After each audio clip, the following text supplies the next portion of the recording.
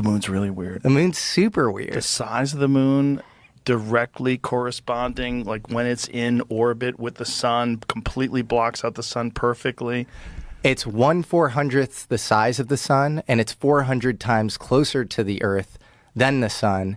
You never see the dark side, which is very weird. It's actually, I believe it's closer to the Earth than what you would normally expect for a moon. And it's huge. It's huge. You have cultures actually talking about a pre-moon period, and it's stabilizing the climate. You have the Zulu cultures talking about this. And then here's the weirdest stuff about the moon. Apollo 11, I believe, when the booster took off on the moon, they were like, "Oh, we think it might be hollow, and it's it seems like actually the outer layer of the moon is less dense." Or sorry, is more dense than lower layers, which pattern matches only to an excavation site. That's obviously, in Earth, the lower you go, it's more dense, right? And so Apollo 12, they intentionally crashed the booster of the lunar vehicle onto the moon. They put seismometers there, and they said that it rang like a bell. This is all fact. You could look all this stuff. It's super weird. It is really weird. I know you did an episode about that with Randall Carlson. Love Randall Carlson. Yeah. He's got some wild fucking theories too. But the idea that the moon was somehow another place there to stabilize our atmosphere is so crazy. It is crazy. And then you obviously have to sort of think in probabilities all the way down. Lowest probability, craziest thing is Ingo Swann, who is another remote viewer in the Stargate program. He wrote a book called Penetration, where he's basically like abducted by this guy in a suit, like this kind of Men in Black style guy named Axelrod. And he is told to remote view the moon. And he remote views an alien base on the moon. And he says that he gets it. The whole thing goes crazy. I mean, the book is insane. It's like he then ends up in a supermarket and he says that he senses that this woman at the produce aisle is like an alien or something. But a lot of people from that Stargate program remote viewed, structures on the dark side of the moon and that sort of thing. So, well, but AJ from the Y-Files was on, and he was the one that was telling us that there's photos, right, of the dark side of the moon, that someone had seen photos and was assuming that these would be released shortly, that there were structures. Wow, this is going to be the biggest news ever, and then it was never released. Are you talking about maybe Carl Wolf? Is that what it was? Who was taken to, this is all his claims, and he died in a freakish bike accident a little after saying this. But he said that there was like in like Langley, Virginia, where a lot of spooky stuff goes on. He was taken to some it was like inside a mountain complex, which we definitely, Carl Wolf, yeah. That guy bikes? Yeah, apparently not enough. That guy could die any time. Oh, man. On a scooter. So, photographs of the 1966 lunar orbiter mission that revealed large base of the moon. Can we hear what he's saying? It's a 4-minute video. Just hear a little bit of it. Scan one section of the moon, then another and another, and then they would get a larger image. So this mosaic then would be put in that contact printer, and that was then a print that was issued to whomever, the press, the scientist, whatever, wherever that was intended to go. So he was showing me how all this worked, and we walked over to one side of the lab, and he said, "By the way, we've discovered a base on the back side of the moon." And I said, "Whose?" "What do you mean, whose?" He said, "Yes, we've discovered a base on the back side of the moon." And at that point, I became frightened, and I was a little terrified, thinking to myself that if anybody walks in the room now, I know we're in jeopardy, we're in trouble, because he shouldn't be giving me this information. I was fascinated by it, but I also knew that he was overstepping a boundary that he shouldn't be stepping over. And then he pulled out one of these mosaics and showed this base, which had geometric shapes. There were towers, there were spherical buildings. There were very tall towers and things that looked somewhat like radar dishes, but they were large structures. So I didn't say any more to him because I was concerned again that somebody was going to come in at any moment, would catch us having this conversation, and we would be in real trouble. I realized that he was telling me this information because he didn't have anybody else to talk to. Now, probably in that laboratory, he was probably one of the few enlisted people, and he was a worker bee. And he had a high-level security clearance, obviously, but he couldn't share that information with anybody else. And in those days, we didn't. When you had your security clearance, you took it seriously. It isn't like today where people don't take these things seriously. We had a different set of morals and ethics and values. That's the way we were raised, and we stayed bound by those agreements. So it was rare that someone would do something like this, but this fellow and I were the same rank. I think he was very distressed. He had the same pallor and demeanor as the scientists outside the room. They were just as concerned as he was, and he needed to discuss it with somebody. So that was the end of it right there. I didn't take it any further than that. I just filed it away. But the interesting thing, every day that I went home, I would think to myself, I can't wait to hear about this on the news, And, so I'd turn on the TV and I'd look at the news to see if they're going to announce, we've discovered a base on the backside of the moon, being really naive, And, of course, here it is 30-some years later, and we still haven't heard about it. Whoa. Pretty crazy. Yeah, but then there's the question of disinformation, right? Like, you could conceivably give people a bunch of nonsense and tell them about it, knowing that some of it is going to leak and it's going to and it won't be verified, and it's going to make this whole story seem even more ridiculous and make people less likely or reluctant to study it. Totally. And in his case, he says that he was in this, mountain base or whatever, where all of the world's nations were working together as part of some collegial UN style space program or whatever. So that to me might be a little, beyond the pale. And I'm glad you made that point, because that is ufology 101. And I've heard you be incredibly exhausted and frustrated at UFO disclosure. And I think that is the reasonable response. It is limited hangouts on limited hangouts. It's just, we're going to give you a little bit, but we're also going to sprinkle in some falsities and some bullshit. We're going to stigmatize it. And it kind of works because it creates this initiation path for recruiting. If there are any of these programs, it widens the surface area. It both conditions the populace, but also stigmatizes the thing and makes it seem like kind of a joke. And so I think if you are not viewing modern disclosure through that kind of hermeneutic lens of interpretation, and you were just taking it, accepting it, imbibing it wholeheartedly, prima facie, I think you are in trouble. Yeah. The moon landing, you're not you believe in the moon landing, right? I used to believe in the moon landing. You don't anymore? I had a joke in my act about it, that before COVID, I would have told you vaccines the most important invention in human history, and after COVID, I'm like, I don't think we went to the moon. Yeah, I know that was in your, but you actually think that? I think there is a less than zero possibility that we did not go to the moon.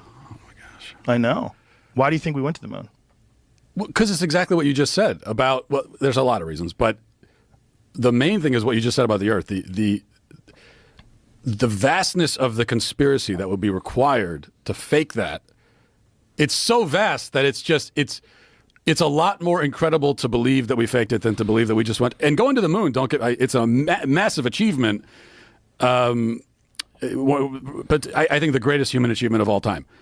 But even so, to fake it would be even more massive, because not only would you need all of these space agencies and all the different people in American institutions to be colluding, but you'd also need foreign governments, including adversarial foreign governments, who at this point certainly would know we faked it, and for some reason haven't blown the lid on it.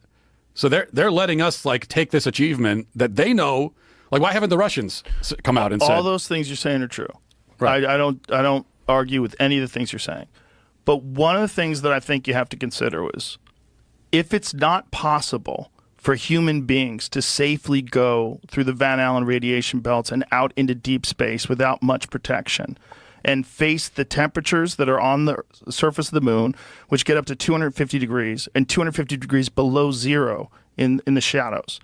There's no environment there. It's hostile beyond belief. Micrometeorites are flying into the moon all the time. They're flying through space all the time.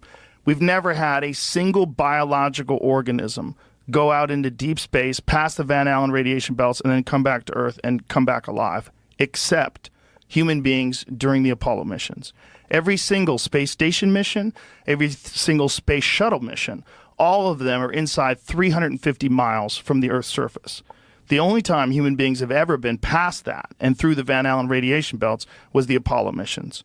And we were the only humans that were ever able to do that. The Russians never figured out how to do it. No one else figured out how to do it but the Apollo astronauts. And we did it 7 times, 6 successfully from 1969 to 1972. If you said to me, do you think that they could fake the moon landing today? I would say no. I would say no. People are going to be able to track it. It's very easy. They have satellites. They're going to know everything. But in 1969, the technology was so crude that when they first showed the Apollo 11 landing, they didn't even show a direct feed to the networks. So like if you're on CBS News, you don't get a direct feed. What you do is you point a camera at a projection screen. So that's why the film looks so shitty. The camera is pointed to a projection screen where you see the astronauts jumping around on the moon. And you see this weird, grainy, third-generation image, right? And we did it, and we have never done it since. And we've always said we're going to do it, and no one's ever even come close. No one's ever even gone into deep space since 1972. We also haven't been trying. We haven't been trying. But we always talk about going back, including Herbert Walker Bush talked about going back, George W. talked about going back. They all talk about going back, but nobody ever gets anywhere. Well, I think that's because we lost the spirit and hunger for discovery. We didn't just lose that. We lost all the technology from the Saturn V rocket. They don't even have that anymore. In fact, they don't even have the original film. They erased all the original footage of the Apollo missions. So you just have copies of everything. You could develop the technology again. You can do all that. Sure you could. If you can get through the Van Allen radiation belts into deep space with human beings and have them safely come back. But I think what you're describing to me, all that does is highlight how incredible the achievement was. If they did it. Right, if they did it. But I don't. Well, here's the main point. There's no evidence, because saying that it was a hoax is an assertion of it's not you're not just denying an event, you're asserting a whole other event that you say happened instead. And there is evidence that we went to the moon. Now someone who's a skeptic might say it's not enough evidence or it's not good evidence. There's evidence. There's eyewitness. There's people that went and came back and told us. There's footage. There's a lot. Okay. There is evidence. Okay. But there's no evidence of the hoax. Like no one has come and said, "Here's my affirmative evidence that this hoax happened." It's never happened, right, as far as I'm aware. No one's ever provided that evidence. I see what you're trying to say. The evidence that they went to the moon, there's a bunch, right? There's moon rocks. That's one. There's lunar reflectors that they placed on the moon. That's another. And there's a couple problems with those. First of all, the Soviets put laser reflectors on the moon as well. And also the moon itself, in many places where you shine lasers on it, it bounces back by itself. The reflective quality of the moon, the reason why the moon is so bright and white in the sky when the sun hits it, there's a certain amount of, you get a certain amount of bounce back off of different things with lasers.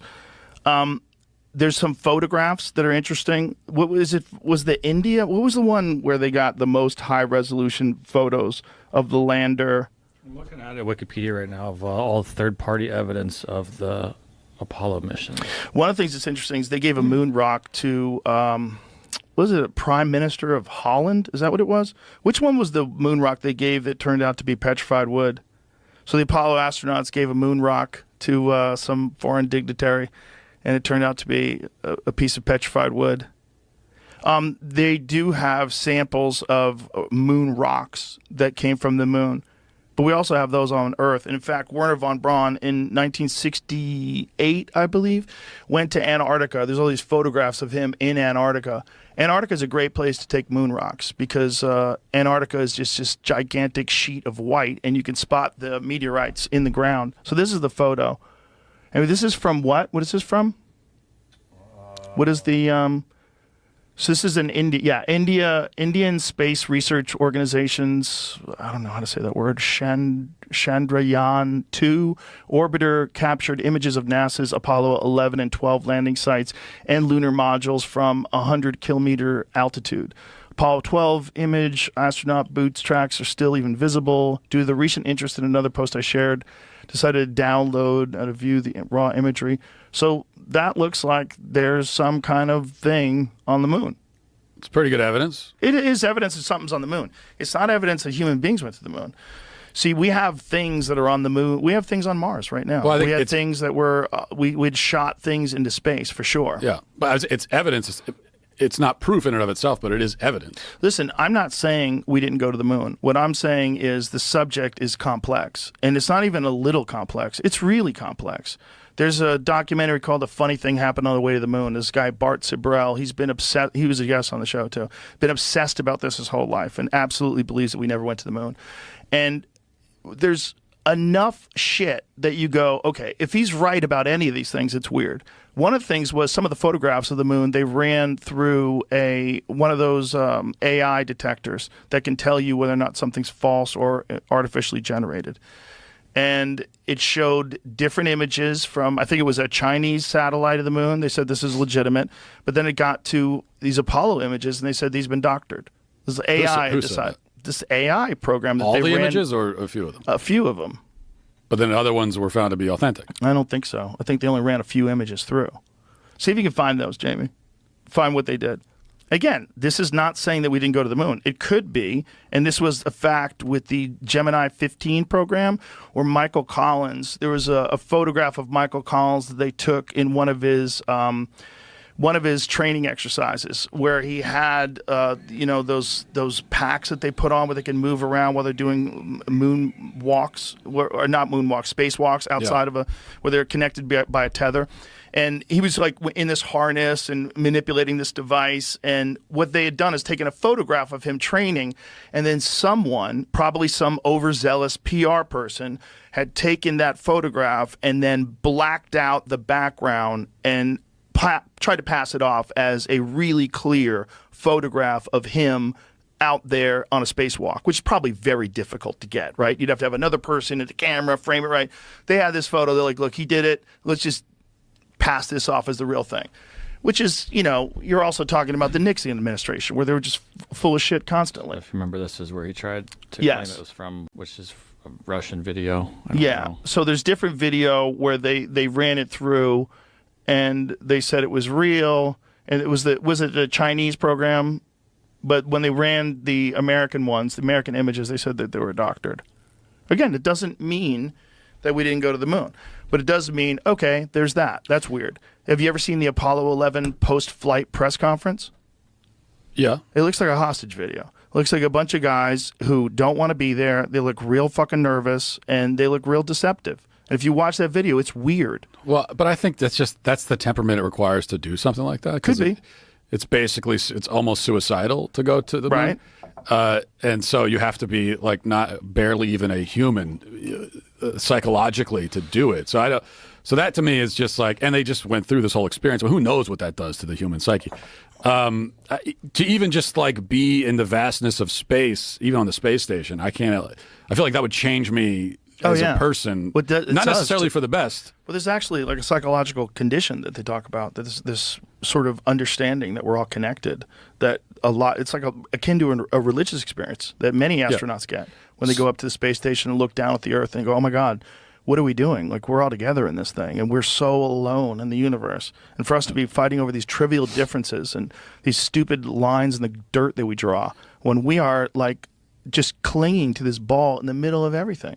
So then what would you say, or someone who is a full-on believer? I'm not a full-on believer. Someone who is a full-on believer in the moon hoax, what would they say to my other point that there is evidence we went to the moon? You can try to nitpick the evidence. Mm-hmm. There is zero evidence of a hoax, because that's a whole other event that would have had to have happened.